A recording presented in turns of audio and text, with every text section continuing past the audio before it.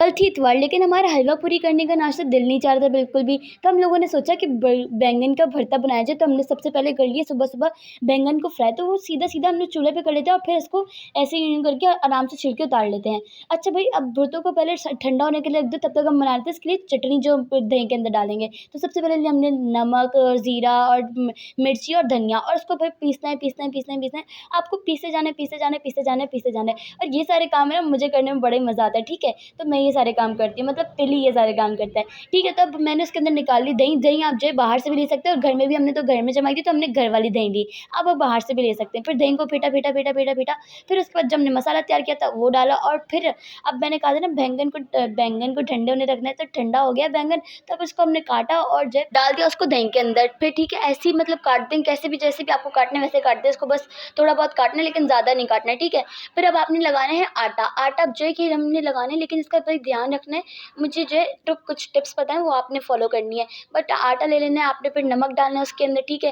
और फिर गूँध लेना है। अब जैसे हम आटा गूँधते हैं ना, जैसे ना ही ज़्यादा कड़क होना चाहिए, ना ही ज़्यादा सॉफ्ट होना चाहिए, ऐसा होना चाहिए, ठीक है? और भई अब जैसे हम आटा गूँध लेते हैं, जैसे भी करते हैं हम सारा आटा गूँध के, फिर उसके बाद थोड़ी देर रख देते हैं 5 मिनट, कि 5 मिनट के बाद हम बनाएँगे रोटियाँ, क्योंकि थोड़ा-सा वो हो जाता है, ठीक हो जाता है तब आटा। लेकिन इसको रखना नहीं है इस वाले आटे को फटाफट जो है आप लोगों ने लेना है और इधर बनाना शुरू कर देना है रोटियाँ। अब रोटी बनाने की भी एक नई टेक्निक है, जो है वो नई टेक्निक नहीं है, मतलब एक टिप है कि आप जो एक शॉपर ले सकते हैं, जैसे प्लास्टिक की शॉपर होती है वैसे भी ले सकते हैं। हमारे पास ये पराठे की थी तो हमने रख ली। तो अब इसको यूँ-यूँ करके थप्पड़ मारते हैं ना, जैसे कि किसी के, वैसे इसको यूँ-यूँ करके करना है।